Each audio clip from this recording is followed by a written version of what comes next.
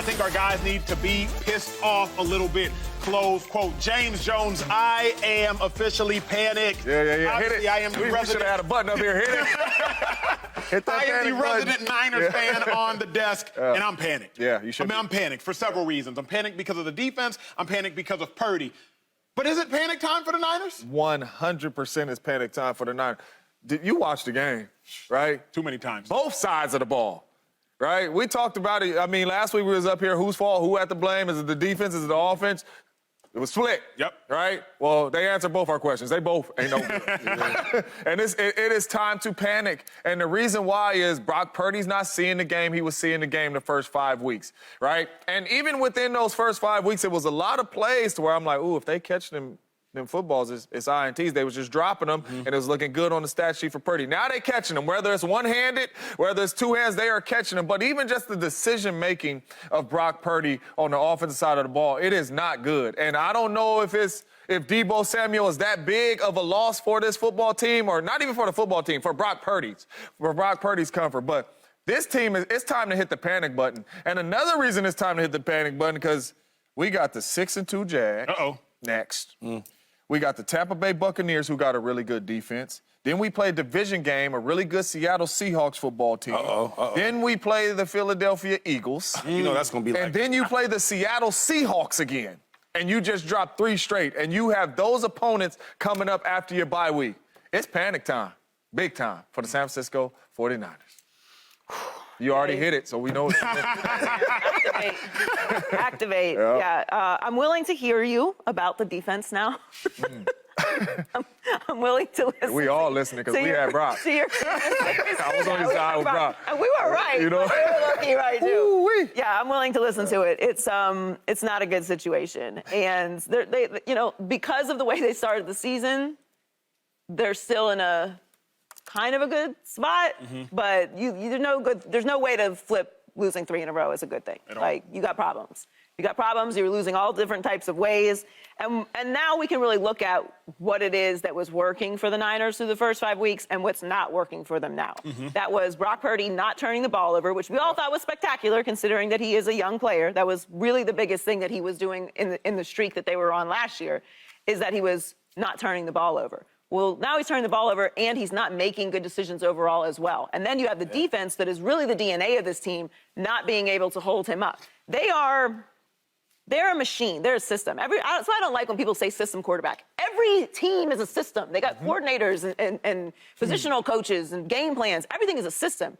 Can you play outside of the system when the system falls apart? That's what greatness is. That's what Tom Brady is. That's what Patrick Mahomes is. That's what a LeBron, that's what a Kobe is. Those guys are artists. They can draw outside the lines. Brock Purdy is not there yet. And that's why this is falling apart, because if the biggest part of this machine is not working, which is the defense, can you color outside the lines and make it art? And it's going outside the lines, but it is not looking pretty. And that's the problem. That's a really, really good point, because that's our game. That's the National Football League. The National Football League is 65, 70% off-scripted plays. You're rarely dropping back saying, boom, this is wide open. No, it's these quarterbacks stepping up in the pocket, escaping a sack, being able to do those off-scripted plays that show up 70% of the time in our game. And Brock Purdy, he showed us last week on the road he couldn't do it, and then he came home and showed us he can't play from behind at home neither, or do the off-scripted plays. I'm concerned for this team, not just a Brock Purdy, for this team. And the defense, in the last 3 weeks, they've tallied up to 5 sacks, something like that. Don't get me started, Shady. Don't get me started. I'm calm right now. You see what I'm saying? I'm calm right now. I'm in a good mood. The DNA of this team is not no young quarterback, right, that's undrafted or last pick in the draft. That's not their DNA. Their DNA is defense. That's their main thing, is defense. And some good coaching from Kyle Shanahan on offense. Defense, they're not getting no sacks, not getting no pressures. And then on offense, they're only averaging 17 points a game. Now, Brock Purdy, I will say this, I'm not super worried, but I am more concerned. Okay, what's going on, Brock? What's going on? Because young players typically always get better. The one thing that I still got faith in him is just because since he's been playing, he's playing so well, we praise him, but he hasn't had a young timing where he's not playing well. All young players go through it. No doubt. Rookies, they all have that, right? Question. I remember a time where I was betting every week against the Jaguars when Trevor Lawrence was playing, because he's young, he's gonna throw picks. But now, Brock didn't have that at first. And now the young stuff, the young growing pains, right? He's getting is coming right now. So I think that eventually this will leave. This will go. I think he'll get over that turning the ball over, bad decisions late in the game, not being reliable. Yeah. I think that will pass. But what can't pass is the defense. Talk about it. They got to be able to run the ball and play defense. If they can't do that, they won't beat the Eagles. They won't be nobody. Nobody. And that's why they're 4-4 right now. 5-3, but you're 5-3? exactly right. They something like that. Yeah, they something like that. My fear is this. The Niners have a Steve Wilks problem. They have a Steve Wilks problem. They pressured yesterday 15.9% of the time. That's bringing 5 people or more into the rush. The league low is 18% of the time by the worst team in football, the Arizona Cardinals. So the Niners are only pressuring 15.9% of the time, but it's not about the what for me in life. It's always about the why. So, Joy, I asked myself, why are they doing that? Wait, their defensive coordinator this year, he's a DB. He's a former DB coach, defensive backs coach, for clarity. Defensive backs don't think pressure because they always grew up in the back end. Whereas their DC, defensive coordinator beforehand, was DeMeco Ryans, my former teammate, Shady's former teammate, a linebacker in the front seven. He thinks pressure. Aggressive. Before that was Saleh, a linebacker coach in the front seven. He thinks pressure. The Niners currently have a Steve Wilks problem because the structure of Steve Wilks does not fit the structure of this defense. The Niners' best players are in the front seven.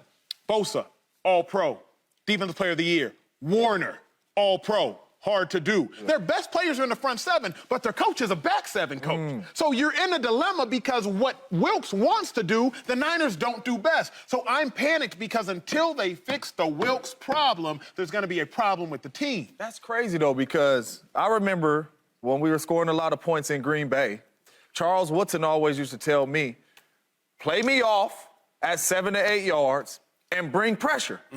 That's as a DB. I don't want to be in press coverage because I want to be able to see the quarterback and be able to read the quarterback, but I want to bring pressure. So it's interesting you say that him being a DB don't want to bring pressure because I think DBs, how fast can this ball come out? Like, let's bring some heat after these Remember, boys. though, Joy and But James, 15%? Remember what we talked about. I don't think it's coincidence, Shady. I don't think it's coincidence, Joy, that this week they blitzed the least they have all season. What happened last week? Empty.